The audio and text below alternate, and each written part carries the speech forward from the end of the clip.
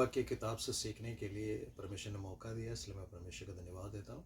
आप सब ने भी अपना बहुमूल्य वक्त निकाल कर परमेश्वर का वचन सीखने के लिए ये समय निकाला है, उसके लिए मैं आपका भी धन्यवाद करता हूँ। क्योंकि परमेश्वर के वचन में लिखा है, धन्य व्यक्ति जो इस भविष्यवाणी के पुस्तक से पढ़े, सुने और उसको अमल करें।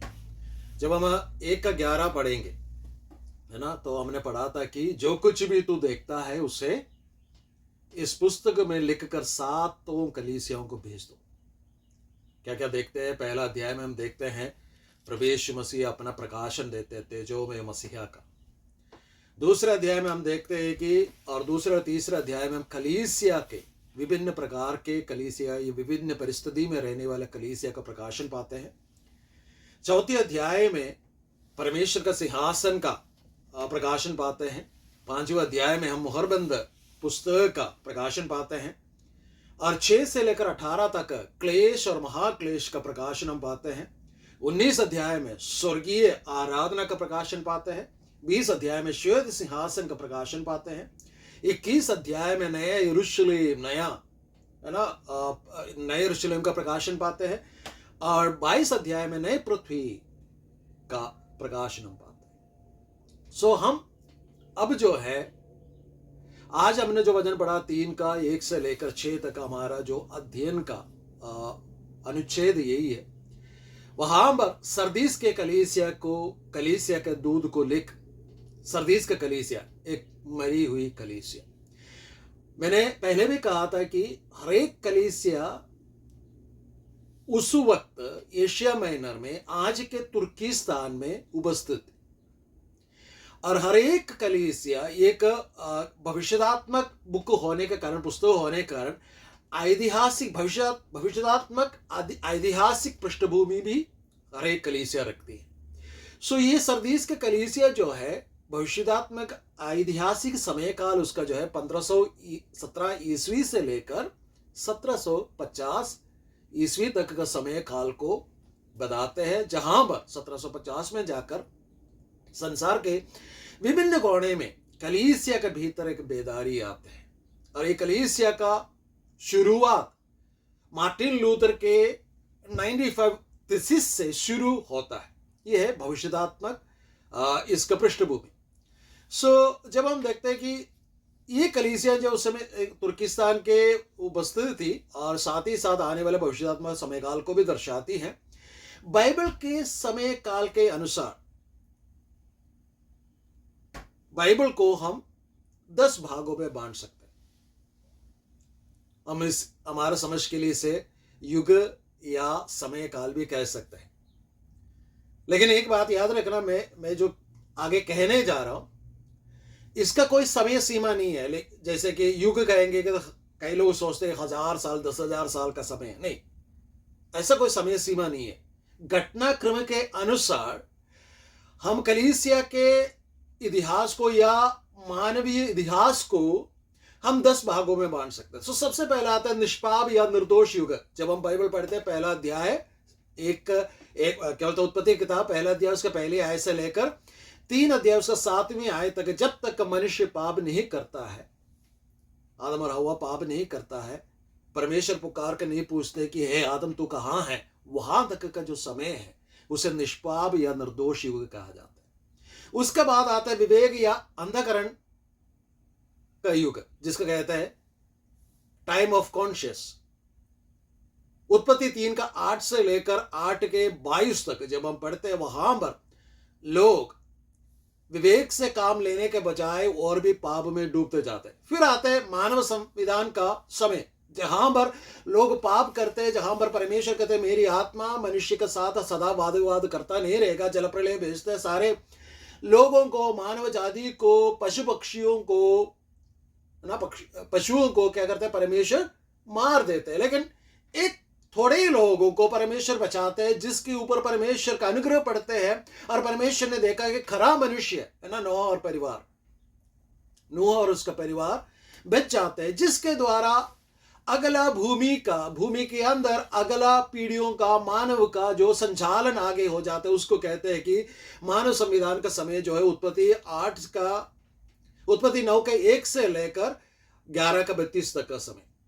और उसके बाद आते वाचा या वादा का समय, जहां पर अब्राहम का बुलाहट से परमेश्वर कहते कि मैं तुम्हें एक बड़ी जाति बनाऊंगा, तो आशीष का मूल कारण ठहरेगा ना। वो समय आते हैं उत्पत्ति 12 का 1 से लेकर निर्गमन का 19 का 25 तक का समय। उसके बाद अब्राहम के द्वारा बुलाए हुए लोगों को, अब्राहम के पीढ़ी से आए हुए लोगों को परमेश्वर के जनता के रूप में, एक देश के रूप में अपने लिए तैयार करते हैं और उन्हें कुछ व्यवस्था दी जाती है। उस व्यवस्था के अनुसार उन्हें चलने के लिए कहते हैं। इसलिए अगला युग को, अगले समय काल को व्यवस्था का युग कहते हैं। निर्गमन 20 का 1 से लेकर प्रेरितों का काम 2 का 4 तक का समय काल को वो दर्शाते हैं, जहां पर प्रभु यीशु मसीह मरकर मुर्दों में से जी उठकर स्वर्ग की ओर चले जाते हैं। 2 का 4 से लेकर नीचे के जो पढ़ते हैं। सो 2 का 4 से लेकर 2 का 1 अध्याय में हम देखते हैं प्रभु यीशु मसीह स्वर्ग की ओर चले जाते हैं और वहां से पवित्र आत्मा को भेजते हैं। और जब पवित्र आत्मा उतर आते हैं, प्रेरितों का काम 2 अध्याय में 2 का 4 में, वहां पर लोग इकट्ठे होकर परमेश्वर का वचन सुनने आते हैं। पत्रोस खड़े होकर प्रचार करते हैं। वहां पर ऑफिशियली कलीसिया का, चर्च का इनागुरेशन हो जाते हैं। वहां पर कलीसिया स्थापित हो जाते हैं। वहां से लेकर आज तक, अब तक के समय को अनुग्रह का या कलीसिया का युग जाना जाता है या बोला जाता है। ठीक है। 2 का 5 से लेकर यह समय तब तक चलेगा, प्रकाशित वाक्य का 5 अध्याय 14 आयत तक। अगला आता है क्लेश, पीड़ा या संकट का समय, जो कि प्रकाशित वाक्य 6 का 1 से लेकर 9 का 12 तक। फिर आता है महान संकट का समय, प्रकाशित वाक्य 9 का 13 से लेकर 19 का 21 तक का समय। फिर आता है सहस्राब्दी या 1000 साल का हुकूमत का, शासन का समय, जो कि प्रकाशित वाक्य 20 का 1 से लेकर 10 का समय। फिर आते हैं अनंतता के समय, जो कि प्रकाशित वाक्य 20 अध्याय उसका 11वीं आयत से लेकर उसका कोई अंत नहीं है। ठीक है। सो अब हम हैं कलीसिया के युग में, कलीसिया का समय में, अनुग्रह के जमाने में। सो अनुग्रह के जमाने में प्रभु यीशु मसीह अपने आप को स्वयं प्रकट करते हुए यूहन्ना से कहते हैं कि कलीसिया के दूतों को लिखो। हमने कलीसिया के विषय में सीखा। अब हम इस कलीसिया में आया है जो कि सरदीस का कलीसिया। यहां पर लिखा गया पहली आयत में, सरदीस के कलीसिया के दूत को लिख। सो सरदीस के विषय में अगर हम सीखे तो सबसे पहले हम सरदीस नगर के विषय में देखेंगे। सरदीस नगर ये तुबतरा से 50 मील दूरी पर एक पहाड़ी शहर या पहाड़ी नगर था। और इस शहर से होकर 5 प्रमुख व्यापार ट्रेड के लिए जो रास्ते जाते थे उसका एक जंक्शन था, है ना। जंक्शन में मालूम है ना, चौक, है ना। 5 मार्ग इस शहर में मिलते थे। इस वजह से शहर बहुत ज्यादा धनी था और वहां पर कारपेट बनाए जाते थे। अगर हम इंडस्ट्री के विषय में बात करें, उद्योग के विषय में बात करें, तो वहां पर कारपेट बनाए जाते थे। और वहां पर वूल, है ना, वूल को क्या बोलते हैं, ऊन, ऊन के अंदर रंग भरने का इंडस्ट्री था, डाइंग, है ना, डाई करने का, ऊन को डाई करने का इंडस्ट्री भी वहां पर था। सो वहां पर आर्तिमस देवी का पूजा किया करते थे। और वहां पर कलीसिया भी,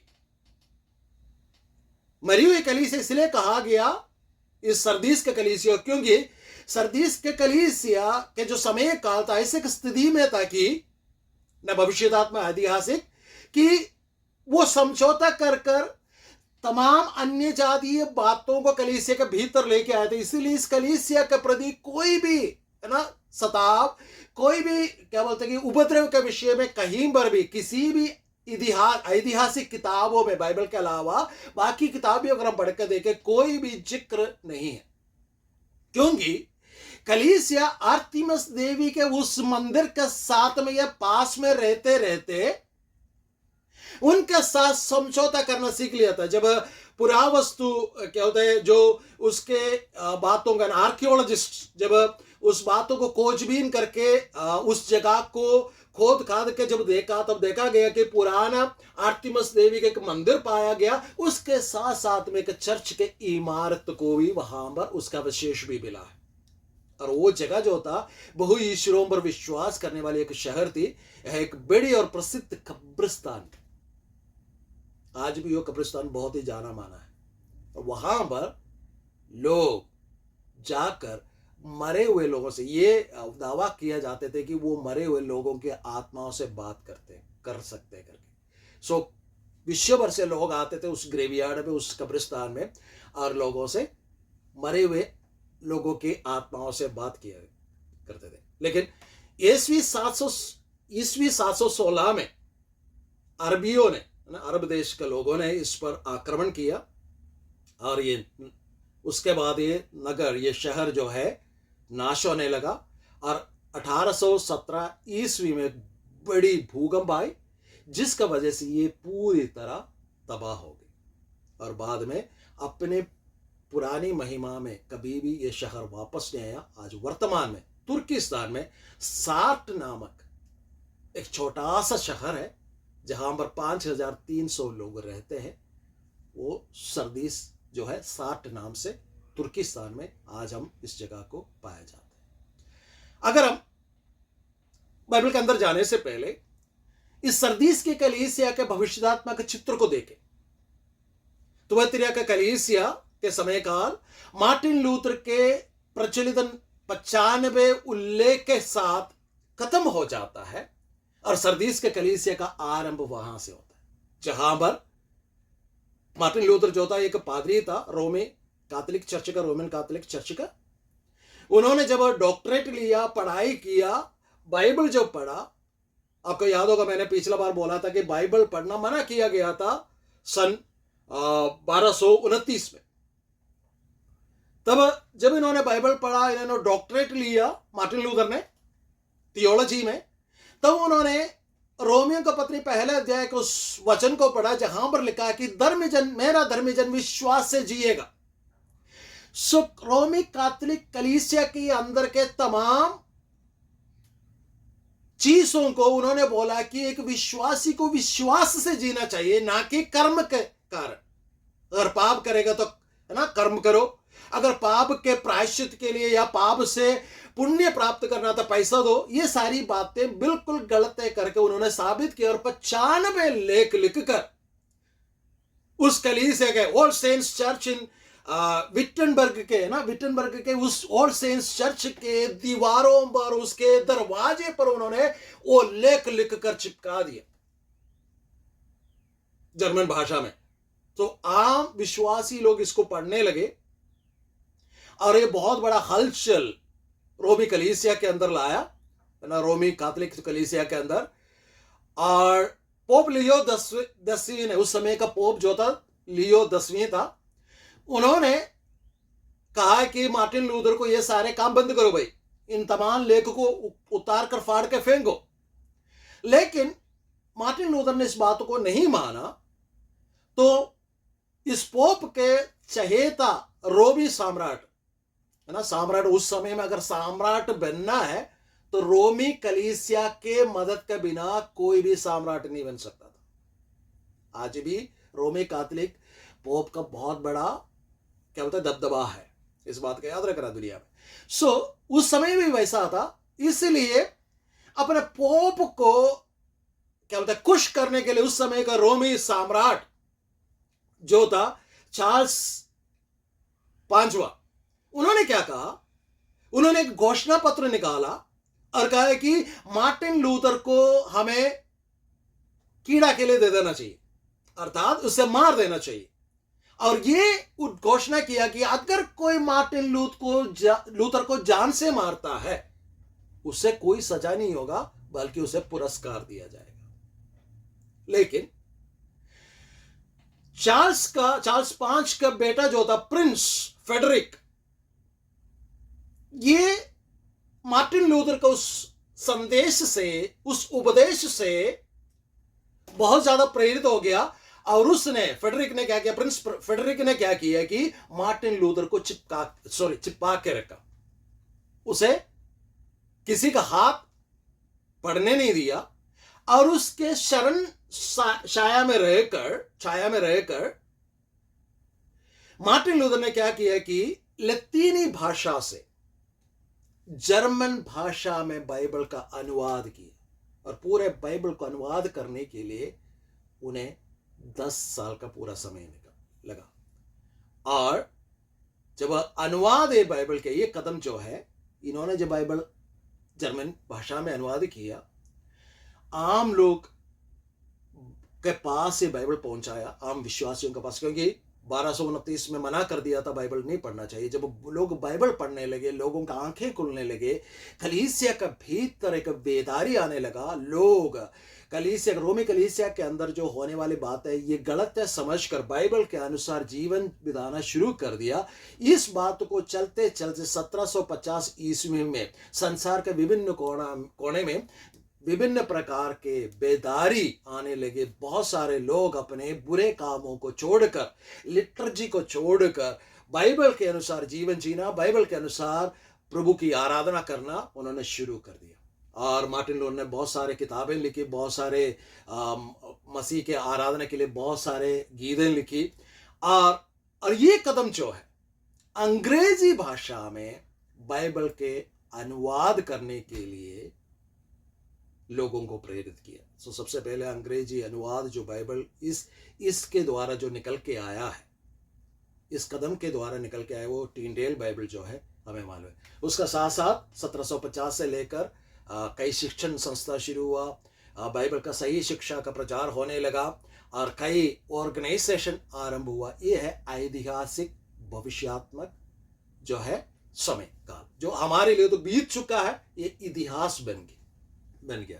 अब हम बाइबल के अंदर जाते हैं। बाइबल के अंदर में हमने 3:1 में इस प्रकार पढ़ा, सरदीस के कलीसिया का दूत को यह लिख, जिसके पास परमेश्वर के 7 आत्माएं और 7 तारे हैं, ये कहता है कि मैं तेरे कामों को जानता हूं कि तू जीविता तो कहलाता है पर है मरा हो। और याद रखना, सरदीस के कलीसिया के विषय में 3:1 से लेकर 6 तक जब हम पढ़ते हैं, इस कलीसिया के लिए प्रभु यीशु मसीह ने कोई भी सराहने की बात नहीं की। बाकी जितने भी कलीसिया हमने अभी तक सीखा, हर एक कलीसिया का प्रति प्रभु यीशु मसीह ने सराहने की बात कहा। और सबसे ज्यादा सराहने की बात तुअतीरा का कलीसिया के लिए 5 बातों के लिए प्रभु ने किया था। लेकिन यहां पर पहुंचकर इस सरदीस के कलीसिया के लिए प्रभु यीशु मसीह कोई सराहने की बात नहीं कहते, लेकिन प्रभु यीशु मसीह यूं कहते हैं कि इस प्रकार लिखा है कि जिसके पास परमेश्वर का 7 आत्माएं और 7 तारे हैं। 7 आत्मा का क्या मतलब है? क्या परमेश्वर का 7 आत्मा है? नहीं। इसका मतलब है प्रभु यीशु मसीह अपना विशेषण दे रहे है ना, प्रभु यीशु मसीह अपना शीर्षक दे रहे। प्रभु यीशु मसीह बता रहे कि मैं कौन हूं, जिसके विषय में, इस 7 आत्मा के विषय में जब हम पढ़ते तो नबूवत के किताब में, भविष्यवाणी के किताब में, यशायाह नबी का किताब 11 अध्याय उसके 2 आयत में लिखा गया है कि वहां पर प्रभु यीशु मसीह के विषय में लिखा गया कि उसके ऊपर परमेश्वर की आत्मा ठहरेगा। उस आत्मा के 7 गुण हैं। यह आत्मा का 7 पहलू है, यह विशेष पहलू है। जो अगर हम 11:2 को पढ़े तो इस प्रकार लिखा गया कि वो यहोवा की आत्मा है, वो बुद्धि की आत्मा है, वो समझ की आत्मा है, युक्ति का आत्मा है, वो पराक्रम का आत्मा है, वो ज्ञान की आत्मा है और यहोवा के भय की आत्मा है। सो यहां पर प्रभु यीशु मसीह कहते हैं सरदीस के कलीसिया के दूत को लिखो, यीशु मसीह जिसके पास 7 आत्मा है, यानी परमेश्वर के आत्मा के 7 गुण यीशु मसीह का पास है। वो 7 गुण है ना, जैसे यशायाह नबी ने प्रचार नबूवत किया था, वो प्रभु यीशु मसीह में पूरा हुआ। प्रभु यीशु मसीह कहते हैं यशायाह ने जो जिसके विषय में नबूवत किया वो मसीहा मैं हूं, मेरे पास वो 7 चीज है, 7 पहलू है आत्मा का। ठीक है, क्यों कहा, इसके पीछे कारण है, उसको हम थोड़ी देर के बाद देखेंगे। सो ये 7 पहले में समझने की जरूरत है। एक तो यहोवा की आत्मा है, दूसरा बुद्धि की आत्मा, तीसरा समझ की आत्मा है, चौथा युक्ति का आत्मा है, 5वां पराक्रम का आत्मा है, 6वां ज्ञान की आत्मा है और यहोवा के भय की आत्मा है। अगली बात कहते हैं जिसके पास 7 तारे हैं। तारे कौन है हमने पहले देखा है ना, प्रकाशित वाक्य 1:20 में पढ़ा है ना, उसमें लिखा कि ये तारे जो है कलीसिया के दूत है। यानी कलीसिया का पास्टर है, या कलीसिया का संदेशवाहक है, या कलीसिया का अगुवाई करने वाला अगुवा है। और ये शब्द जब मूल भाषा में जब हम पढ़ते हैं, ये शब्द यूहन्ना बपतिस्मा देने वाले के लिए भी इसी शब्द का इस्तेमाल किया गया था, अगलोस। ठीक है, सो ये बात याद रखना है। और कहते हैं कि 7 आत्मा 7 तारे जिसके पास है, वो इस प्रकार कहते हैं कि तू कहता तो है जीविता है, लेकिन पर है मरा हुआ। क्यों कलीसिया मरा है? कहीं पर भी इस कलीसिया के, है ना, मैंने पहले भी कहा था कि उपद्रव के विषय में या ऐसा कोई विषय के बारे में कहीं पर भी हमें कोई उल्लेख नहीं मिलता है। और हमें यह भी नहीं पता है कि सरदीस के कलीसिया का शुरुआत किसके द्वारा हुआ या किसके सेवकाई के द्वारा हुआ, यह भी हमें बाइबल के अंदर से नहीं मिलता। लेकिन यहां पर प्रभु यीशु मसीह कहते हैं तू कहता है मैं जीविता हूं, लेकिन है मरा हुआ। इसका मतलब है कि एक निष्क्रिय चर्च है, कोई क्रियाकलाप नहीं है उस कलीसिया के अंदर। मेरे बोलने का मतलब ये नहीं कि वो संडे में आराधना में आकर, है ना, मैस नहीं होता, ये नहीं कह रहा मैं, होता है ना। रोमी कलीसिया के अनुसार देखा जाए तो होता है, आराधना होती तो है, लेकिन आराधना भी क्या है? मरी हुई है, उसमें कोई जीवन नहीं है। जब कलीसिया निष्क्रिय हो जाते हैं, क्रियाकलाप करना छोड़ देते हैं, तो क्या हो जाता है? कलीसिया सूखना शुरू हो जाता है। सूखने के बाद वो मर जाता है। किसी पेड़ को देख लो, पेड़ के मरने से पहले पेड़ मतलब सूख जाता है। हम बोलते हैं ना सूखना शुरू हो गया, उसके बाद बोलते हैं कि पेड़ मर गया। हम कैसे पहचानेंगे कलीसिया जिंदा या मरा हुआ है? सबसे पहली बात, अगर हम एक डेड बॉडी को देखें, मरा हुआ, उस डेड बॉडी के अंदर कोई भी जज्बात नहीं है, there is no feeling at all, है ना। उसको ये नहीं पता लग रहा है कि उसका आजू बाजू में क्या हो रहा है ना। देयर इज नो जॉय और sorrow, no happiness, no anger, nothing. और कुछ भी हो जाए उस डेड बॉडी के आजू बाजू में, डेड बॉडी के उस चेहरे को देखकर क्या बोल सकते हैं? वो कहते हैं कि I don't care at all, क्योंकि मरा हुआ है। कलीसिया भी ऐसा है, एक मरा हुआ कलीसिया हमेशा, उस कलीसिया के अंदर ना कोई आनंद की बातें होगी, ना कोई दुख की बातें होगी, ना कोई क्या बोलते खुश करने वाली बातें, है ना, शुभ बातें होगी, ना कोई क्रोधित करने वाली या क्या बोलते कि ऐसे कोई बातें होगी, कुछ भी नहीं। वो किसी के विषय में भी ध्यान नहीं देगी वो कलीसिया। The dead church doesn't care at all. चाहे लोगों का आत्मिक बातों का प्रति हो या भौतिक शारीरिक संसारिक बातों का प्रति हो, कलीसिया कोई जिम्मेवारी लेना नहीं चाहता। ऐसा कलीसिया क्या होता है? मरा हुआ का कलीसिया। उस कलीसिया के अंदर मैं इस प्रकार कहना चाहूंगा कि there is no compassion at all. प्रभु मसीह ने लोगों पर तरस खाया, कलीसिया को भी लोगों पर तरस खाना चाहिए। लेकिन ऐसे हालात में कलीसिया पहुंच जाती है कि मरा हुआ कलीसिया का असली पहचान ये है कि उसके अंदर कोई कंपैशन ही नहीं होगा। क्या मतलब? वचन में लिखा है कि प्रभु यीशु मसीह भीड़ को देखकर तरस खाया। कलीसिया को भी भीड़ को देखकर तरस खाना है। प्रभु यीशु मसीह ने क्या कहा कि स्वर्ग की ओर जाने से पहले, है ना, जब पवित्र आत्मा तुम पर उतरेगा, तुम सामर्थ पाओगे, यरूशलेम, यहूदिया, सामरिया और सारे पृथ्वी के छोर तक मेरे गवाह होंगे। ऐसा कई कलीसिया होते हैं, कभी आउटरीच इवांजलिज्म वर्क के लिए नहीं जाता है। आपने देखा होगा, आउटरीच और इवांजलिज्म वर्क के लिए नहीं जाता। इसका क्या मतलब है? You don't care. आपको क्या हो रहा है क्या नहीं हो रहा है उसका कोई फर्क ही नहीं पड़ता आपको। लेकिन प्रभु यीशु मसीह को फर्क पड़ता है। तू, प्रभु यीशु मसीह कहते तू कहता है कि तू जीवित है, लेकिन है मरा हुआ। क्यों? You are not doing any evangelist work, no evangelism work at all. तुम सुसमाचार प्रचार का कोई काम नहीं कर रहे हो, और मरे हुए लोगों के प्रति तुम्हारे अंदर कोई कंपैशन, तरस ही नहीं है। सो सबसे पहली बात, कोई भी कंपैशन नहीं है। जब हम याकूब का पत्र पढ़ते हैं उसका 2 का 15 से लेकर 17 तक इस प्रकार लिखा है कि यदि कोई भाई या बहन नंगा और उखाड़े हो और उन्हें प्रतिदिन के भोजन के घटी हो और तुम में से कोई उनसे कहे कुशल से जाओ, तुम गर्म रहो और तृप्त रहो, पर जो वस्तुएं देह के लिए आवश्यक है वह उन्हें ना दे तो क्या लाभ। वैसे ही विश्वास भी यदि कर्म सहित ना हो तो अपने स्वभाव में विश्वास भी मरा हुआ है। क्या मतलब? कलीसिया अगर अपने जिम्मेवारी नहीं उठाती है, तरस नहीं खाती है, लोगों के प्रति अगर वो जज्बाती नहीं है कलीसिया, तो कलीसिया मरी हुई है। दूसरी बात, एक भरे हुए कलीसिया का अगला पहचान है गर्मजोशी की कमी। Church lack the warmth. क्या हमारे कलीसिया के अंदर कोई आते तो लोगों को लगते कि वी आर वेलकम्ड, हमारा स्वागत किया गया, हमसे पूछा गया? क्या हमारे कलीसिया के अंदर आने वाले लोगों से आराधना के बाद हम मिलते जुलते बात करते हैं?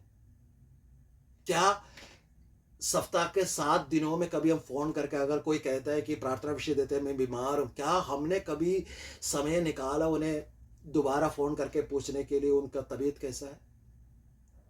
हमारे अंदर गर्मजोशी कई बार है ना नहीं है। एक मरा हुआ कलीसिया के अंदर गर्मजोशी नहीं रहता। They are not warm, they are cold, they are in cold storage. Are we?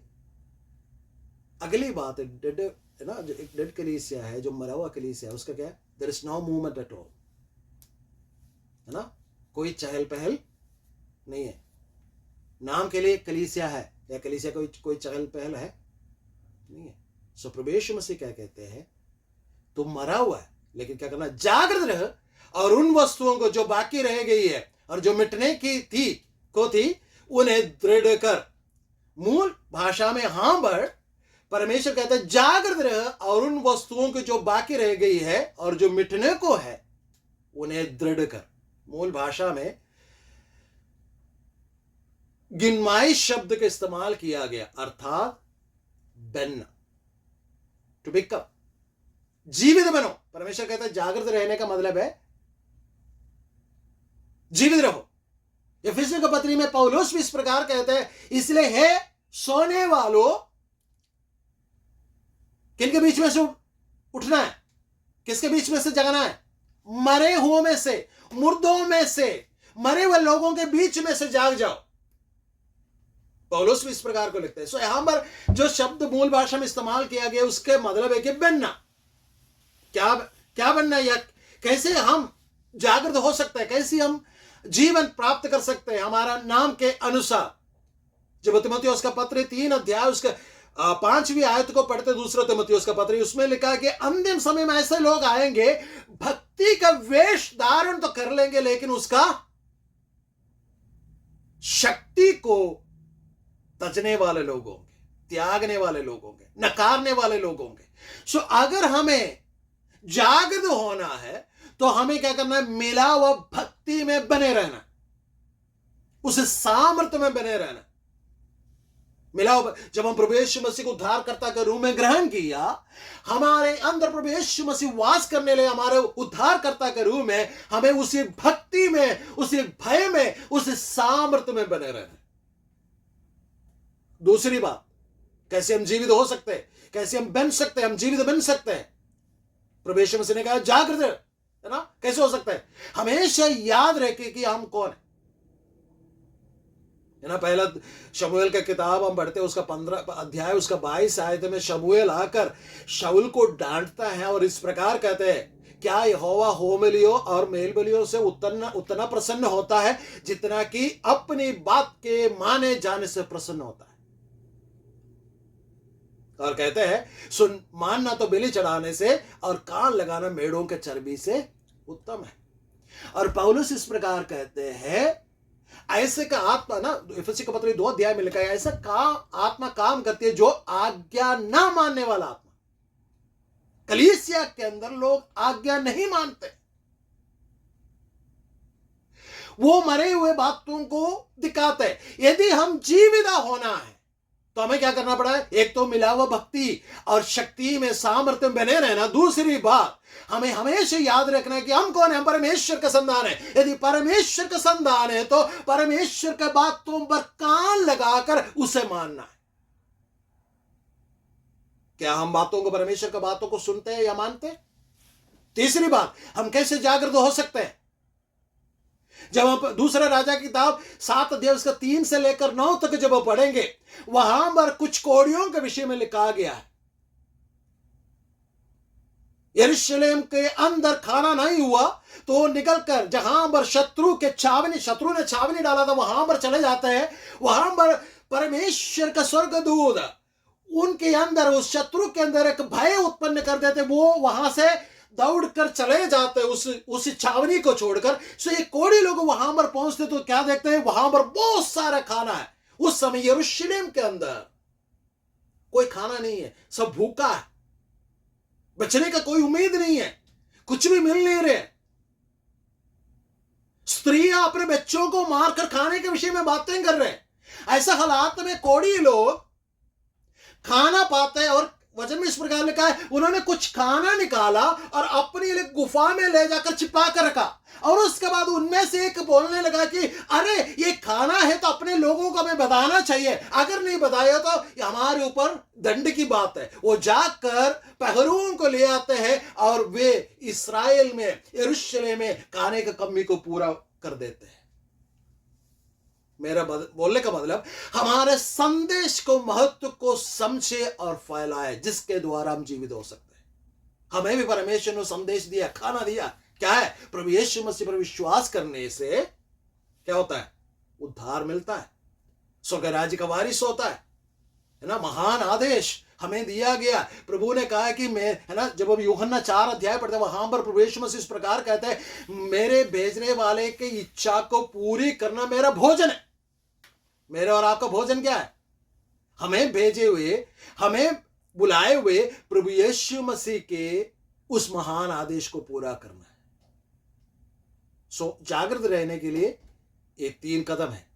क्योंकि मैंने, है ना, वचन में लिखा है कि क्योंकि मैंने तेरे, आगे जब हम पढ़ते हैं वहां पर लिखा है कि जागृत रहे क्योंकि मैंने तेरे किसी काम को अपने परमेश्वर के निकट पूरा नहीं पाया। जब तक हम ये तीनों काम नहीं करते हैं तब तक परमेश्वर का नजर में हमारा कोई भी काम पूरा नहीं देख पाएंगे। फिर 3 का 3 में इस प्रकार लिखा है, सो चेत कर कि तूने किस रीति से शिक्षा प्राप्त की और सुनी थी, और उसमें बना रह और मन फिर। क्या करना है? इसलिए क्या करना? चेत करना है। और जो शिक्षा पाया, ऐसे करना है, किस रीति से शिक्षा प्राप्त की उसे याद कर और उसमें बना रहो, है ना। कुलस्सी का पत्र 2 अध्याय में लिखा है, जैसे हमने मसीह यीशु को ग्रहण किया वैसे उसी में चलते रहो और वचन में जड़ पकड़ो। कलीसिया का कर्तव्य, कलीसिया का हर एक लोगों का कर्तव्य है कि वचन में बना रहे, वचन में जड़ पकड़े, मसीह का संगति में चलते रहे। ठीक है। यदि तू, अगर कहते कि, फिर कहते और मन फिरा, और यदि तू जागृत ना रहेगा तो क्या होगा? तो मैं चोर की नहीं आ जाऊंगा और तू कदापि ना जान सकेगा कि मैं किस घड़ी तुझ पर आ पड़ूंगा। यीशु मसीह अपने आगमन के विषय में कहते हैं, यहां पर कहते हैं कि मैं आ जाऊंगा चोर के ना, और तुम्हें पता नहीं लगेगा और उसका कोई फायदा भी नहीं होगा। प्रभु यीशु मसीह उनको लेने आ रहे जो यीशु मसीह के आगमन का तैयारी में है। क्या हम तैयार है यीशु मसीह के साथ जाने के लिए? 3 का 4 इस प्रकार कहते हैं, पर हाँ सरदीस में तेरे यहाँ कुछ ऐसा लोग हैं जिन्होंने अपने अपने वस्त्र अशुद्ध नहीं किए, वे श्वेत वस्त्र पहने हुए मेरे साथ घूमेंगे क्योंकि वे इस योग्य है। प्रभु यीशु मसीह कहते हैं, लेकिन there is a remnant. Sardis में तेरे पास कुछ ऐसे लोग भी है, कलीसिया इस मुश्किल के घड़ी में परमेश्वर को वचन को छोड़कर मरे अवस्था में पड़े, लेकिन उस समय में भी कुछ ऐसे लोग हैं प्रभु यीशु मसीह पर विश्वास कर कर उसी के अनुसार चलने का प्रयास करते हैं। उन्होंने क्या लिखा है? अपने अपने वस्त्र को अशुद्ध नहीं किया, है ना। एलिया एक बार कहते हैं कि प्रभु सिर्फ मैं अकेला रह गया हूं। परमेश्वर यहोवा उसे सुधारते और कहते नहीं नहीं तू अकेला नहीं, 7,000 और भी है। परमेश्वर हर समय अपने लिए कुछ लोगों को बचा कर रखते हैं। यहां पर लिखा है कि वस्त्र अशुद्ध नहीं किए। जब हम यशायाह नबी का किताब पहला अध्याय पढ़ते वहां पर लिखा है कि तुम्हारा वस्त्र जितना भी मेला है ना, कुचला हुआ लाल रंग का क्यों ना हो, उसे श्वेत के समान, हिमक के समान मैं श्वेत करूंगा। वचन में वही लिखा है, हिमक के समान श्वेत। परमेश्वर हमें प्रभु यीशु मसीह पर विश्वास करने पर हमारे सारे पापों को धोकर प्रभु यीशु मसीह शुद्ध पवित्र करके श्वेत वस्त्र की तरह में वो उत्सव वस्त्र या उस उद्धार का वस्त्र में पहनाया है। और उसे संभालने का काम हमें हमारा है। संभालने का काम कहां होगा, कैसे होगा, जो मैंने ऊपर अभी बताया था आपको। वो करते हुए हर रोज सैंक्टिफिकेशन का, है ना, उसी दौर से होकर जब हम गुजरेंगे, वे लोग अपने वस्त्र का शुद्ध नहीं करेंगे, वो मेरे साथ घूमेंगे। कब? यीशु मसीह जब आएंगे। श्वेत वस्त्र परमेश्वर से मिला हुआ शुद्धिकरण और धार्मिकता को दिखाते हैं।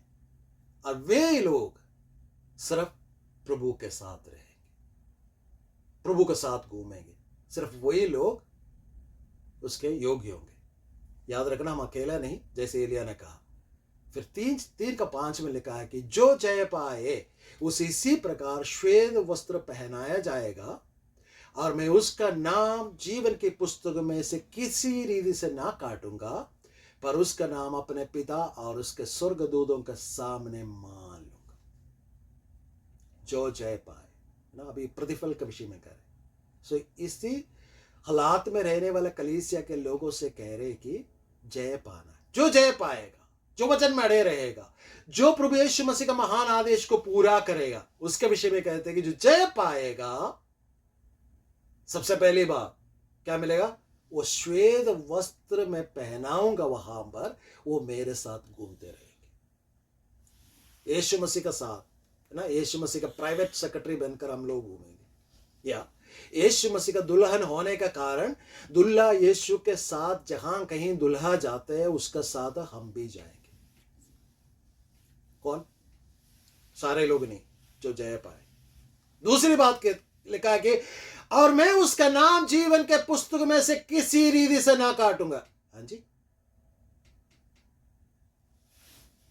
जीवन का पुस्तक कट जाएगा नाम।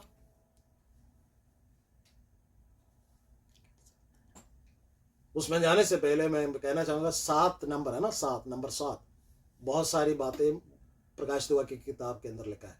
और जीवन के पुस्तक के विषय में 7 बार जीवन का पुस्तक के बारे में प्रकाशित वाक्य की किताब के अंदर लिखा है। यहां पर लिखा है कि किसी रीति से जीवन के पुस्तक से नाम नहीं काटा जाएगा। सवाल ही आता है कि जीवन का पुस्तक में नाम कब लिखा गया?